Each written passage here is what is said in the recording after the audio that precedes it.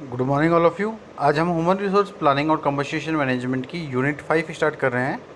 Unit 5 के अंदर हमारे दो मॉड्यूल रहेंगे, module number 7 and module number 8। Module number 7 हमारा बेनिफिट एंड इंसेंटिव से रिलेटेड है। जो हमारा मॉड्यूल 7 है उसके अंदर जो हम पढ़ने वाले हैं उसमें बेनिफिट्स, एम्प्लॉय बेनिफिट्स क्या होते हैं, है ना, उनके कौन कौन से बेसिस हैं उनके बारे में हम लोग पढ़ेंगे, क्या कैरेक्टरिस्टिक्स है बेनिफिट्स की, और साथ साथ हम इंसेंटिव्स के बारे में पढ़ेंगे। आज का जो हमारा लेक्चर है, लेक्चर नंबर 39, उसमें हम एम्प्लॉय बेनिफिट्स के मीनिंग, सिग्निफिकेंस और कैरेक्टरिस्टिक्स को पढ़ेंगे और साथ साथ क्या बेनिफिट्स पेमेंट के बेसिस हैं उनके बारे में इस लेक्चर के अंदर कंप्लीट करेंगे। तो जैसे कि आप देख रहे हैं स्क्रीन पे लिखा हुआ है कि in addition to compensation in the form of wages and salary, organisations provide workers with various services and programmes known as employee benefit.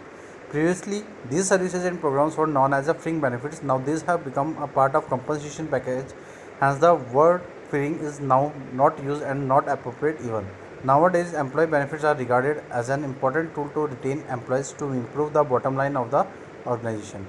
अगर हम देखें कि जो कंपनसेशन है हमारा, जो कि एक फॉर्म है वेजेस और सैलरी का, तो ऑर्गेनाइजेशंस वर्कर्स को प्रोवाइड कराती है वेरियस सर्विसेज और प्रोग्राम्स जिनको हम एम्प्लॉय बेनिफिट्स कहते हैं। प्रीवियसली हमने ये देखा कि जो सर्विसेज और जो प्रोग्राम्स हैं उनको फ्रिंग बेनिफिट्स कहते थे। तो जैसे कि हमने देखा कि अब जो ये हमारा एम्प्लॉय बेनिफिट है वो एक कंपनसेशन पैकेज का पार्ट बन चुका है, और जो था फ्रिंग बेनिफिट, उसको अब यूज़ नहीं किया जाता क्योंकि ये अब अप्रोप्रिएट नहीं है। तो हम ये देखते हैं कि जो एम्प्लॉयज़ बेनिफिट हैं वो एक इम्पॉर्टेंट टूल है रिटेन एम्प्लॉयज़ का, कि वो ऑर्गेनाइजेशन के बॉटम लाइन में इम्प्रूव हों। इसके बाद जो नेक्स्ट पैराग्राफ है वो है कि employee benefit consist of a large number of diverse organisational reward offering. This diversity makes it difficult to categorise and discuss the characteristics of the benefits in general, since each one needs to be dealt with the independently. In fact, benefits administration has become a specialized function within organization that requires specific training and experience. The field is changing too rapidly that there will be undoubtedly be further changes by the time that you read this material. अगर हम employ benefit को देखें तो उसके अंदर large number of diverse organisation rewards होते हैं जो कि हम एम्प्लॉयज़ को ऑफ़र करते हैं। तो जो डाइवर्सिटी होती है वो बहुत डिफ़िकल्ट होती है कि हम उन बेनिफिट्स को कैरेक्टराइज़ करें और उनकी कैरेक्टरिस्टिक्स को डिस्कस करें जनरल वे में। तो हम ये देखते हैं कि हर एक चीज़ की जो नीड होती है वो उसके बिहाफ पे डील करती है इंडिपेंडेंटली। तो जो भी फैक्ट है हमारा वो ये है कि जो बेनिफिट एडमिनिस्ट्रेशन होता है वो एक स्पेशलाइज्ड फंक्शन करता है किसी ऑर्गेनाइजेशन के अंदर, जिसके अंदर रिक्वायर होता है एक स्पेसिफिक ट्रेनिंग और एक्सपीरियंस। ये जो फील्ड है वो चेंज होती है रैपिडली, और हम ये कहते हैं ये अनडाउटफुल होती है कि हम उसके अंदर कोई भी टाइम से फर्दर चेंजेस कर सकें। तो आज हम इसके बारे में, एम्प्लॉय बेनिफिट के बारे में और डिटेल में देखते हैं कि अगर हम टाइप्स ऑफ बेनिफिट की बात करें तो all through their is a not set way of classifying benefits. ERI has a been surveying and reporting on the benefits for many years and uses the 5 categories of benefit। अगर हम देखें तो जो भी हम क्लासीफाई करते हैं अपने बेनिफिट्स को, उनका एक कोई सेट वे नहीं है। तो जो ERI होती है वो किसी भी बेनिफिट के सर्वे और रिपोर्ट के बेसिस पे मैनी ईयर से यूज़ की जाती है और उसको 5 कैटेगरीज में डिवाइड किया जाता है। तो अगर हम टाइप्स ऑफ बेनिफिट की बात करें यहाँ पे, तो सबसे पहला होता है लीगली रिक्वायर्ड पेमेंट्स, जिसको बोलते हैं हम एम्प्लॉय शेयर ओनली। तो जो पेमेंट्स हमें लीगली रिक्वायर होते हैं उनको ऑर्गेनाइजेशन में एम्प्लॉय शेयर कहते हैं। तो अगर उनकी कैटेगरी में देखें तो हमारे पास कुछ पॉइंट्स यहाँ पे दे रखे हैं। Old age, survivors and disability and health insurance. Second one is unemployment compensation, and third one is workers compensation including estimated cost of self insured, and last one is railroad retirement tax, railroad unemployment and cash sickness insurance, state sickness benefit insurance etc। कि अगर हम बात करें हमारे legally required payments की, तो वो हमारे ये सारे हो सकते हैं जिसके अंदर इंश्योरेंस, अनएम्प्लॉयमेंट कंपनसेशन और जितनी भी हमारे वर्कर्स कंपनसेशन है जिसमें हम एस्टिमेट करते हैं अपनी कॉस्ट को, और साथ साथ जितने भी रिटायरमेंट टैक्स है या कोई भी सिकनेस इंश्योरेंस है तो वो हमें को दिए जाते हैं। तो सेकंड अगर हम बेनिफिट की बात करें तो वो है retirement plan insurance and other agreed upon payments, employer share only. तो अगर हम देखें तो इसके अंदर हम बात कर रहे हैं कि जो रिटायरमेंट प्लान है या इंश्योरेंस है या कोई भी ऐसे पेमेंट्स है जिस पे हम एग्री होते हैं, तो उसके अंदर उस कैटेगरी में हम बेनिफिट्स को इन तरीके से डिवाइड कर सकते हैं। जैसे रिटायरमेंट प्रीमियम्स हो गए, हमारे रिटायरमेंट प्लान्स पेमेंट हो गए जो कि किसी इंश्योरेंस से कवर नहीं होते, लाइफ इंश्योरेंस प्रीमियम्स हो गए, डेथ बेनिफिट्स हो गए, हॉस्पिटल सर्जिकल मेडिकल और मेजर मेडिकल इंश्योरेंस प्रीमियम्स हो गए, विज़न हो गया, डेंटल हो गया। तो ये सारी चीज़ बेनिफिट्स हमें लाइफ इंश्योरेंस प्रीमियम से मिल जाएंगी। सेकंड क्या है, सैलरी कॉन्टिन्यूशन और लॉन्ग टर्म डिसेबिलिटी।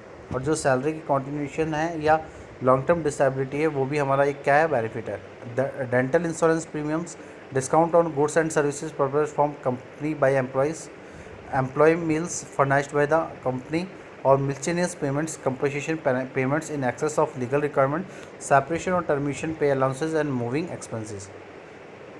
तो ये सारे हमारे थे जो रिटायरमेंट प्लान या इंश्योरेंस कोई भी जो कि हमें एक पेमेंट के रूप में एग्री होते हैं। इसके बाद जो थर्ड पॉइंट है वो है paid rest periods, lunch periods, wash-up time, travel time, cloth change time, get ready time. तो ये सारी जो बेनिफिट्स हैं वो हमारे पास्ट रेस्ट पीरियड के हैं और उसके अंदर बहुत सारे बेनिफिट्स हमें ऑर्गेनाइजेशन में प्रोवाइड होते हैं। अगर फोर्थ पॉइंट की बात करें तो payments for time not work, payments उनके रिगार्डिंग जो कि हमने किसी टाइम पे वर्क नहीं किया, तो उसमें हम देख सकते हैं कि उसके अंदर जो बेनिफिट्स की कैटेगरीज है वो इस तरीके से है। Paid vacation and payments in leave of vacations, payment for holidays are not working, paid sick leave, payment for national guard और आर्मी और other reserve duty, jury witness and voting pay allowances, payment for time loss due to death in family और other personal reasons. और other items में देखें हम लोग तो जो प्रॉफिट शेयरिंग पेमेंट्स है, contribution to employee thrift plans है, क्रिसमस और other special bonuses, service awards, suggestions awards, employee induction education expenditure means tuition refunds, special wage payments order by courts, payments to union stewards etcetera, employee assistance program, drug recovery, alcohol etcetera और gain sharing. तो ये जो हमारे थे ये हमारे किससे related थे कि जो हम ऑर्गेनाइजेशन के अंदर वर्क नहीं करते उस टाइम पे जो हमें पेमेंट्स मिलते हैं, तो उनमें कुछ इस तरीके से पेमेंट या बेनिफिट्स हमें ऑर्गेनाइजेशन प्रोवाइड कराती है।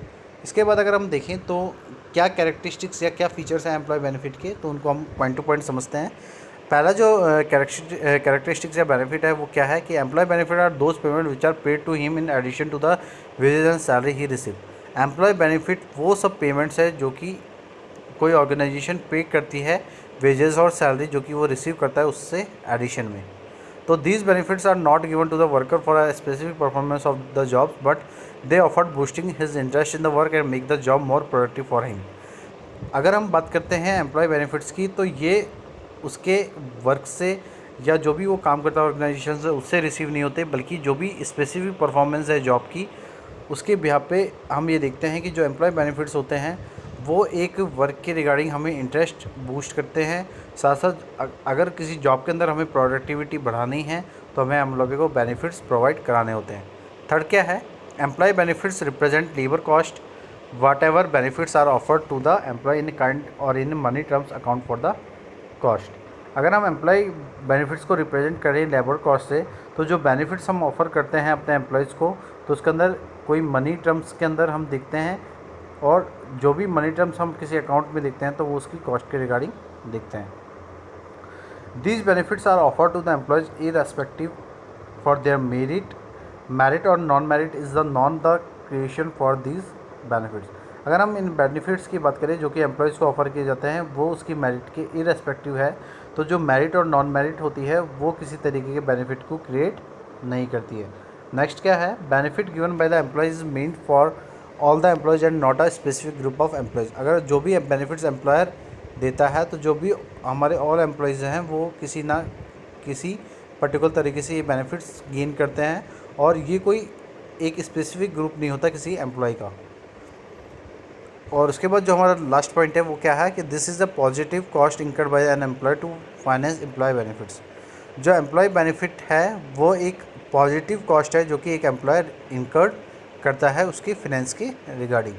तो आज के टॉपिक के अंदर हमने एम्प्लॉय बेनिफिट्स के बारे में पढ़ा और एम्प्लॉय बेनिफिट्स को जिस तरीके से हमने पढ़ा तो उसके अंदर हमने बताया कि एम्प्लॉय बेनिफिट्स क्या होते हैं और एम्प्लॉय बेनिफिट्स की डेफिनेशन के रिगार्डिंग हमने उसकी मीनिंग को भी देखा यहाँ पे इस लेक्चर के अंदर। तो हमने ये देखा कि जो एम्प्लॉय बेनिफिट होता है वो हम ये देखते हैं कि जब भी हमारी वेजेस और सैलरी होती है जो कि हमें कंपनसेशन की फॉर्म में मिलती है, तो उससे एडिशन में अगर जो भी चीज़ एक एम्प्लॉय रिसीव करता है उसको एम्प्लॉय बेनिफिट कहते हैं। तो अगर हम देखें कि जो भी पहले के टाइम में हम ये देखते थे कि जो ये एम्प्लॉय बेनिफिट्स हैं उनको फ्रिंग बेनिफिट्स कहते थे, लेकिन अब डे बाय डे इसको वर्ड को यूज़ नहीं किया जा रहा और उसके बेसिस पे एम्प्लॉय बेनिफिट का नाम हम लोग जानते हैं, जो कि एक एम्प्लॉय को उसकी प्रोडक्टिविटी, उसकी इंटरेस्ट किसी वर्क के लिए इम्प्रूव करने के लिए हमें उनको एम्प्लॉय बेनिफिट प्रोवाइड करना होता है, जिससे वो ऑर्गेनाइजेशन के बॉटम लाइन पे इम्प्रूव हों। तो हम ये भी कह सकते हैं कि अगर एम्प्लॉय बेनिफिट कंसिस्ट होता है तो जो ऑर्गेनाइजेशन रिवार्ड हैं वो जो हमें ऑर्गेनाइजेशन ऑफ़र करती है, तो उसको भी हम ये कह सकते हैं कि वो भी हमारे एम्प्लॉय बेनिफिट्स हैं।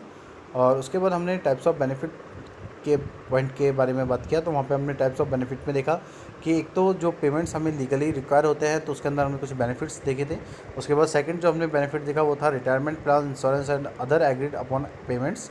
और थर्ड हमने देखा कि जो भी पे स्ट्रेट पीरियड्स होते हैं, लंच पीरियड्स होते हैं, या व्हाट्सअप टाइम होता है, ट्रैवल टाइम होता है, क्लॉथ रेंज टाइम है और या रेडी टाइम है, तो वो भी एक तरीके का क्या होता है, एक एम्प्लॉय का बेनिफिट होता है। उसके बाद हमने ये देखा कि अगर हम ऑर्गेनाइजेशन के अंदर वर्क नहीं कर रहे तो उस टाइम पे जो हमें पेमेंट मिलते हैं या जो भी बेनिफिट मिलते हैं, तो हमने देखा कि जो वैकेशन पे होती हैं या जो भी हॉलीडेज़ होते हैं जिसमें हम वर्क नहीं करते, उसका जो पेमेंट होता है वो हमें रिसीव होता है।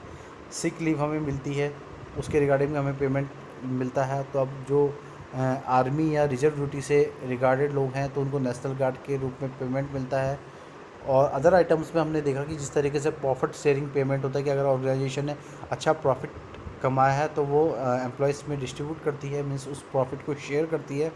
उसके बाद हमने देखा कि जो एम्प्लॉयज़ का थ्रिफ्ट प्लान होता है उसके रिगार्डिंग कंट्रीब्यूशन होता है। जो भी फेस्टिवल्स होते हैं, क्रिसमस, उनमें बोनसेस दिए जाते हैं, सर्विस अवार्ड, सजेशन अवार्ड्स दिए जाते हैं। और जो भी एम्प्लॉय के घर में जो भी फैमिली मेम्बर्स हैं उनको एजुकेशन एक्सपेंडिचर प्रोवाइड किया जाता है, ट्यूशन रिफंड्स दिए जाते हैं, स्पेशल वेज पेमेंट्स दिए जाते हैं जो कि किसी ऑर्डर ने कोट किए हैं, और यूनियन स्टीवर्ड्स का पेमेंट दिया जाता है। ये सारी चीज़ हमने इन टाइप्स ऑफ बेनिफिट में पढ़ी। उसके बाद हमने एम्प्लॉय बेनिफिट के कैरेक्टरिस्टिक्स को देखा, तो हमने ये देखा कि जो भी एम्प्लॉय बेनिफिट्स होते हैं वो पेमेंट्स होते हैं जो कि वेजेस और सैलरी के एडिशन में हमें रिसीव होते हैं। उसके बाद हमने देखा कि जो बेनिफिट्स होते हैं वो किसी वर्कर की एक स्पेसिफिक परफॉर्मेंस के बेसिस पे नहीं जाते, बल्कि उसके वर्क के इंटरेस्ट को बूस्ट करने के लिए और जॉब के अंदर प्रोडक्टिविटी को इंक्रीज़ करने के लिए दिए जाते हैं। उसके बाद हमने देखा कि जो एम्प्लॉय बेनिफिट है वो रिप्रेजेंट करता है लेबर कॉस्ट को, तो जो बेनिफिट्स ऑफर करती है कोई ऑर्गेनाइजेशन अपने एम्प्लॉयज़ को, तो वो मनी की टर्म में उनको देती है। उसके बाद हमने देखा कि जो भी ये बेनिफिट्स हैं जो एम्प्लॉयज़ को ऑफ़र होते हैं वो इरेस्पेक्टिव होते हैं मेरिट में, तो जो भी मेरिट और नॉन मेरिट हैं वो इन बेनिफिट्स को क्रिएट नहीं करती है। और फिर हमने देखा कि जो बेनिफिट हम एम्प्लॉयर को देते हैं तो उसका मतलब ये है कि जितने भी एम्प्लॉयज़ हैं वो किसी एक स्पेसिफिक ग्रुप के नहीं हैं जिनको ये बेनिफिट दिया जा रहा है। और उसके बाद हमने देखा कि जो एम्प्लॉय बेनिफिट है एक वो ऑर्गेनाइजेशन की पॉजिटिव कॉस्ट होती है जो कि एक एम्प्लॉय इनकर करता है। तो आज के लेक्चर के अंदर इतना ही। Thank you so much and have a nice day.